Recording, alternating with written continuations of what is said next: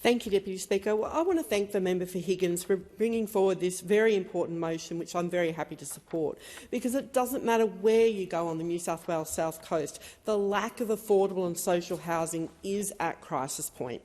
Every week I hear from more and more people that are homeless or at risk of being homeless, and it doesn't distinguish.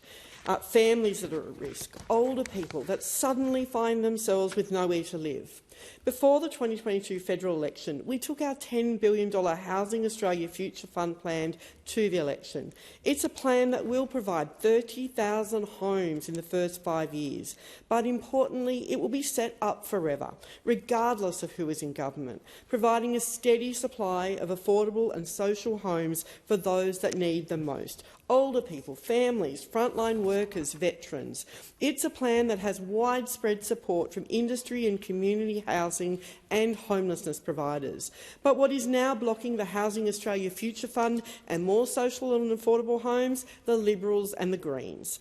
It's hard to believe that anyone in the parliament could block affordable and social housing.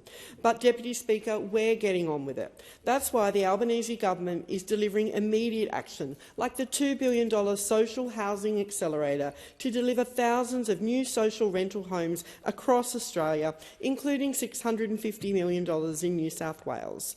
We have an ambitious housing agenda which will boost the supply of all housing with more social housing, more affordable housing, more homes to rent and more homes to buy. We established the Regional First Home Buyer Guarantee 3 months early, helping regional people purchase a home with as little as a 5% deposit and avoiding paying lenders' mortgage insurance. We've widened the remit of the National Housing Infrastructure Facility, making up to $575 million available to invest immediately in social and affordable rental homes. We're working with the states and territories through the National Housing Accord and National Cabinet to support planning and zoning reforms to contribute to the aspiration of building 1 million new homes over 5 years from 2024, as well as investing $350 million in additional federal funding to deliver 10,000 affordable rental homes over 5 years from 2024 as part of the accord, matched by the states and territories. We've established the National Housing Supply and Affordability Council to provide expert advice to government on housing supply and affordability. We've provided an additional $67.5 million of funding to the states and territories to help tackle homelessness challenges as part of a 1-year extension to the National Housing and Homelessness Agreement. The list goes on. Recently, I visited 2 local disability providers, Umaro at Moruya and Jindalara at Ulladulla, that are crying out to build more independent living for people with a disability. I attended the opening of the Southern Youth and Family Services opening of accommodation for young people at Warilla, which is a fantastic project and looks amazing. But there is already a thirst from Southern Youth and Family Services for a similar facility in the Nowra area. And then there are the many people that contact my office needing help with somewhere to live, like Lee from Ulladulla. Lee contacted my office in 2020 saying that she was homeless, she had nowhere to go. It was a very sad and unfortunately common story.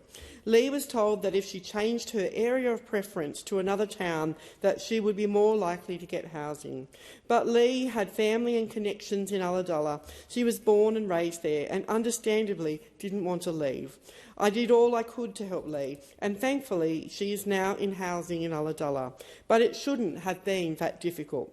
Deputy Speaker, there is so much demand for affordable and social housing, but what is getting in the way? The Liberals and the Greens, that's what. The Liberals and Greens are now blocking more affordable and social homes, and every day of delay by the Liberals and Greens means $1.3 million not being spent on social and affordable housing for people who need it most. So I say to the Liberals and Greens, get out of the way and back this secure, ongoing pipeline of funding for social and affordable housing. We'll keep delivering to ensure more people have a safe and affordable place to call home. I thank the member for